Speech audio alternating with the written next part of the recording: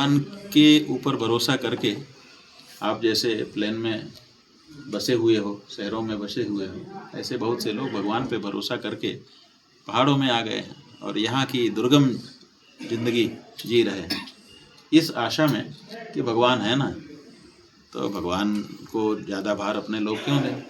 इसलिए जो लोग यात्री आ रहे हैं, हम चाहेंगे कि वो लोग ये बात सोच करके आएँ और कम से कम सामान लेकर के अपने साथ आएँ कि जो ज़रूरत का सामान होगा वहीं जा कर के वहीं के व्यापारियों से हम खरीदेंगे। तो उससे क्या होगा कि भगवान के साथ साथ भगवान के भरोसे बैठे जो यहाँ के परिकर हैं, उनको परिकर ही माने, क्योंकि भगवान के भरोसे ही बैठे हैं, तो उनका भी आशीर्वाद अपने को मिलेगा, तो बहुत आराम और आनंद हो जाएगा। तो अगर जितने भी यात्री आ रहे हैं, अगर इस बात का ध्यान रख कर के आएंगे तो भगवान की कृपा सब पर होगी, किसी को कोई घाटा भी नहीं होगा। ये जो 25 अप्रैल को उनके मन में उत्साह आ गया कि हम उत्तराखंड जाएंगे, 4 धाम की यात्रा करेंगे। पहले हम लोगों ने कोई रोक लगाई नहीं थी, लोग मन जितने लोगों का मन होता था सब आते थे। अब अगर हम बड़ी संख्या में कटौती कर देंगे तो लोगों का मन गिर जाएगा। तो इन सब बातों का विचार करके इस बारे में निर्णय लेना चाहिए। 10 तारीख को उत्तराखंड प्रधानमंत्री भी आ रहे हैं यहाँ पे, उसमें हम ये कह रहे हैं कि जो हमारे यात्री आ रहे हैं वो कितनी संख्या में आएँ, ये तो पर्यटन विभाग हमारा तय करेगा, क्योंकि रास्ते, लोगों के रुकने की जगहें, इनमें ओवरक्राउड ना हो जाए, कोई भगदड़ की स्थिति आदि ना बन जाए, इसके लिए वो लोग सावधानी बरत रहे हों। एक बात हम कहना चाहेंगे, और वो सरकार से नहीं बल्कि यात्रियों से कहना चाहेंगे, वो ये है कि देखिए, जब आप निकलते हैं अपने घर से, भगवान का दर्शन करने आप आ रहे हैं, ठीक है, भगवान आपको दर्शन देंगे, आपको अपना आशीर्वाद देंगे, लेकिन भगवान के साथ और 1 हफ्ते बाद शुरू हो जाएगी, उसको लेकर के कुछ संदेश। और यहाँ के जो व्यापारी हैं उनको भी थोड़ी नाराज़गी हो रही है कि सरकार जो है लिमिट उसमें करी है रजिस्ट्रेशन वगैरह, तो उसके संख्या सीमित की है। हाँ। गुरुजी, यहाँ पर ना 4 धाम यात्रा को लेकर जो यात्री आएंगे उनकी संख्या सीमित की गई है, और कुछ जो व्यापारी है वो नाराज दिखाई दे रहे हैं। क्या यात्रा को सीमित करना चाहिए या नहीं करना चाहिए? और गुरुजी, 25 अप्रैल को जो व्यापारी हैं, कारोबारी हैं, जो ट्रैवल वाले, वो एक विरोध करने के उसमें भी हैं और बंद करेंगे, तो इसको लेकर के आप कैसे?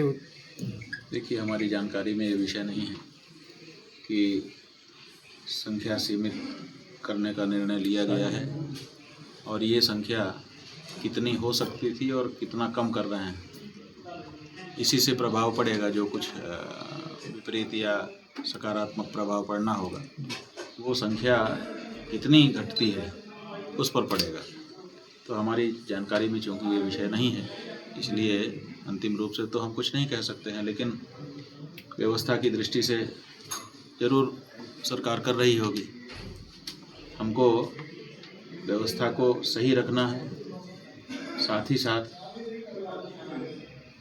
इस बात का भी ध्यान रखना है कि जो लोग आ रहे हैं वो अच्छे से रह सकें, और ज़्यादा लोगों थोड़ा सा बताने की कृपा करें कि क्या वर्तमान में हमारा सनातन संस्कृति जिस ओर जानी चाहिए उस दिशा की ओर अग्रसर है अथवा नहीं।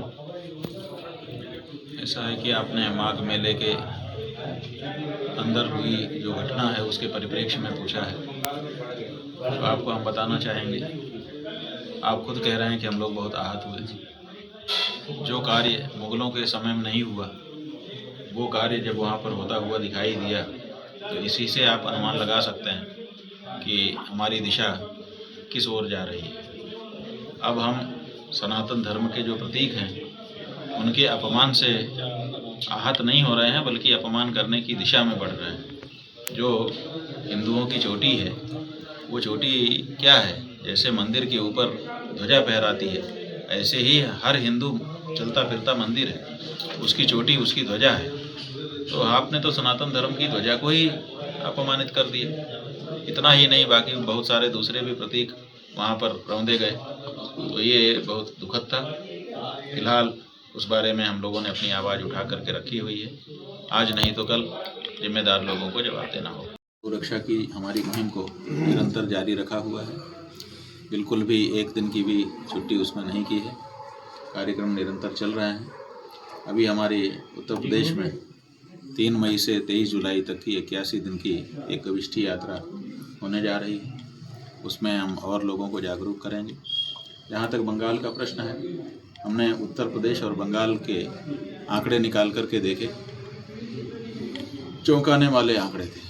चौंकाने वाली बात ये थी कि पिछली जो पशुगणना हुई है, उस पशुगणना में ये रिपोर्ट है कि बंगाल में 15% गाय बढ़ गई है और उत्तर प्रदेश में 4.8% गायें घट गई हैं। तो जहाँ घट रही हैं, सबसे पहले तो वहाँ ज़्यादा काम करने की ज़रूरत है। तो फिर इसलिए बंगाल को नंबर 2 पे करके हमने उत्तर प्रदेश में ज़्यादा ध्यान देने का निर्णय किया।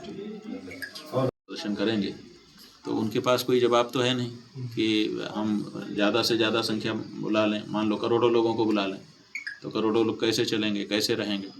तो इसलिए इस पर कोई सीधी बात नहीं है। हम लोग इस तरह से जो क्षति हो रही है उसकी भरपाई कर सकते हैं कि लोगों को प्रेरित करें। देखिए, आप ढो करके आएंगे, कोई विशेष लाभ नहीं है। आप ऐसा करिए कि यहीं आकर के यहीं की चीज़ों का उपयोग करिए, ज़्यादा से ज़्यादा इनकी भी कमाई हो जाएगी। क्योंकि ये लोग सीधे आप इनको देंगे हाथ में तो ये बड़े स्वाभिमानी उत्तराखंड के लोग हैं। आपके द्वारा सीधे इनके हाथ में अगर कुछ कहा जाएगा कि हम आपकी मदद करना चाहते हैं, लीजिए, तो ये नहीं लेंगे। ये व्यापार के बहाने से ही ले सकते हैं। आप इनका सामान खरीद के उसी बहाने से इनको कुछ दे सकते हैं, तो इनके मन को ठेस भी नहीं लगेगी और धीरे से आप इनके हृदय का आशीर्वाद भी प्राप्त कर सकेंगे। ठीक।